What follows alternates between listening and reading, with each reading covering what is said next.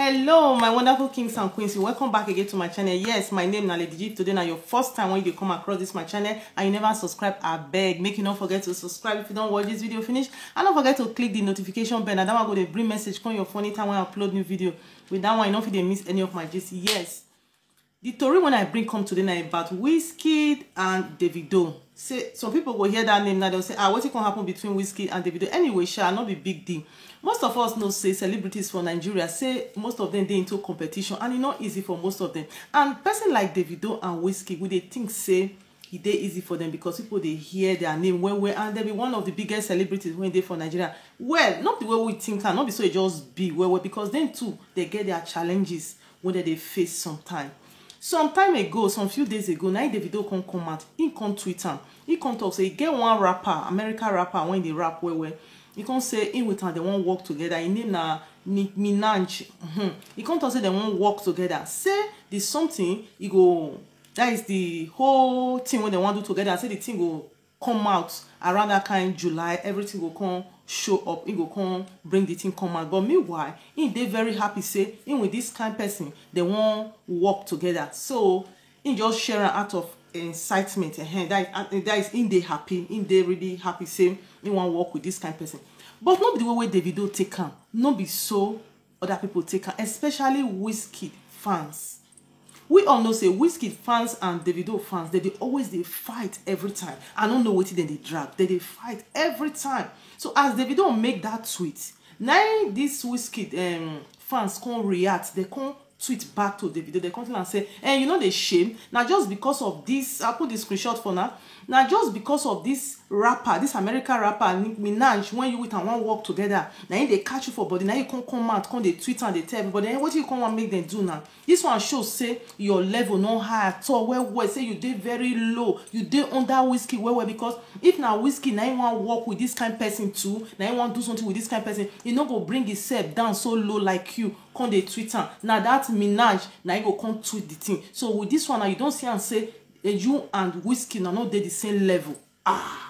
As Davido here, now I know say Davido na person maybe say if you see, you know they keep quiet. Davido that one another thing when you get nothing. Now everything now the answer, nothing when be say you don't get answer to. So now you contact and say, well, in with this Wizkid one they talk so they don't get any quarter, they don't get any problem. In short, they like themselves, but una in know that they exist. Make una can't leak in.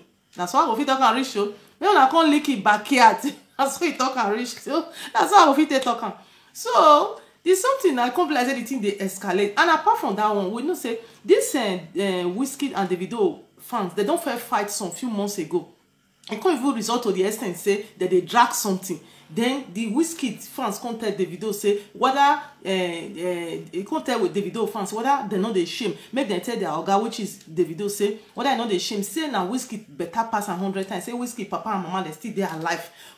Why Davido mama they're alive again? Because say if papa, that is Davido papa Adeleke himself, say he use with Davido mama take do juju, now he make them get money like that. To that extent, what an expensive talk like that, just because say una like person say now fans now just go up to that extent. So these people when they do all these things now, this Davido and the Wizkid, they don't even know whether people like this they exist. Now that one be the thing when they pay me. They don't really know whether people like this they exist. If you see now, my people wanna tell me this one not be lazy youth. This one, for me, this one are lazy because you get the time when Baba Bubu come out one time when he talk say Nigerian youth say they be lazy youth. They react, they vex, say why go talk that kind of thing? When I not say the truth is bitter. If you say make you look at with the way when most of them they do something, this one not be laziness. Because if you look at the thing when they for ground now, this thing when they ground they call kuru, not be smart, when they target the whole world, they terrorize the whole world. Everybody they try, they find one thing or the other to tell look whether they will fit get the solution. Even when you can see common Madagascar here, when it be say that they look up to Nigeria, they do on that ourselves. Common Madagascar here, may I just put on like that? They say they don't even discover some kind natural herb, traditional herb. That is, as they don't find many things now, that one they have don't feel rich now. To try to look whether they will fit help their citizens. That is the youth when it there for there. Why they for Nigeria? They fight for Davido and Wizkid. Nigeria youth. Make una wake up. Make una wake up from na slumber. Can you just imagine that? They fight for people when they say they don't even know whether or not they exist. They don't know whether or not they exist at all. These people when they fight for these people now, these people don't even give a damn about them. They don't even know whether people like them they exist. The matter don't stop for there. Now there Tasha can come out for his time. Most of us we know Tasha say. Now so Tasha self in matter they reign well for social media. So some days ago now, the same Whiskey now can't do some things. Then Tasha can't praise him.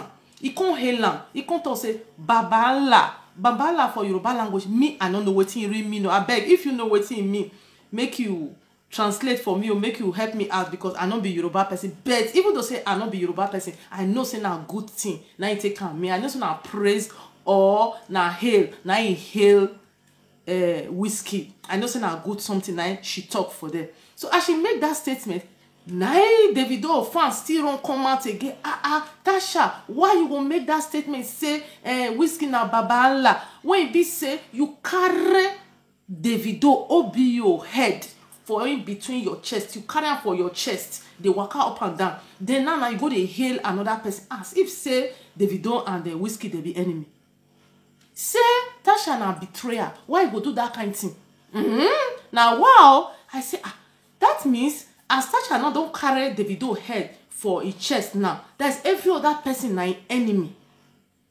Any other person no get right to look. Tasha don't get right to look any other person or to praise person or to even hate the person or to even tell the person something good just because he carry Davido head for his chest. As if say him with Davido they get relationship. Tasha and Davido, as me I don't know, I never see and say they get anything when be say you attach them relationship, whether they even don't work together. I never see anything like that. They don't get anything when you tie them together. And what even make the Tasha carry Davido head put for his side chest? I don't know what it mean. Because person will be say you will not get anything or not get a relationship. Who sure you can't carry a head, put for inside your chest. They can't they walk everywhere, they terrorize them. When it be say you not be anything, you with and not get any connection, and not connect in any way, in any level. Davido fans say they are not okay with it. So say Tasha himself say na betrayer. Say you know if he carry Davido head for chest, then go they praise another person. Now say the matter long because these people really say they not to get work. Because if they get work, they no go they fight. What did this one talk? They will go look tweet. And what did this one tweet? Now that will be the work when they do day and night. And moreover, the thing when they pay me well for this matter, the thing when they pay me well for this matter, they say these people when they fight for, they don't send them. They don't know whether people like them. They exist. They don't know because if you look at some I think some few months ago, you get one of the fans when we say this one saying now Davido hard fans when he see Davido he talk say he won't take picture with her. What did Davido do? I give her correct tapping for chest. That will tell you say they don't know what that person like you they exist. Even though say tell Davido say in now your big fan, Davido no send. They don't send because now when they fight now they tell each other expensive things just because say you now like this one and not like this one. If you now see them for the real, if you now see them for real, now don't see them for grand. They don't answer now. They don't know whether anything comes. That is, they don't know whether person people like una they exist. They don't send the battle now. So make una take an easy for now. So they carry another man matter for head. The thing una go they fight now. Now make una fight. How do you una go take make that country better? Make una fight for una own self. Make una self still great. Make una still be like these celebrities too. Maybe people see they celebrate una. Not be to stay there they fight. They tell people expensive thing. They tell the other one say, now your mama take your papa do juju. Now your juju can't take mama do papa. Now your okoro can't jump fence. Now they not can't catch am. Waiting on one game for inside. So my people, now this one be the story when I bring comfort now today. But for me, I know say Davido na person be say he like to the talk anything when it happen to her, anything when it happen to her, in the like bring upon social media. Unlike Whiskey, there be two different people. Whiskey na person be say it be like say they reserve where we know they like they bring a personal matter come public or come social media. Like if now looking at Davido they come out almost every week. Before Whiskey come out, it they hard.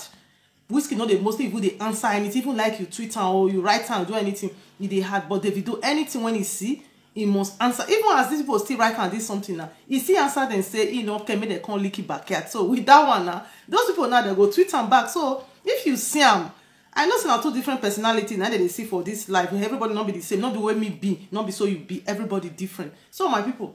Now here, now I will roll up my video today. Anything when you think for this matter, or you get anything when you want to join, and make you just leave your comment below at the comment section, my people. And I hope to come your ways soon. And I beg, if it be say, you never subscribe to this my channel, you don't watch this video finish, abeg make you don't forget to subscribe. And as you dey subscribe, click the notification bell. Now that one I go dey bring message come your phone anytime when I upload the video. With that one, you know, if you dey miss any of my gist. So my people, I will roll up for here today. I will see soon and soon for my new video. So have a blessed day. Bye bye.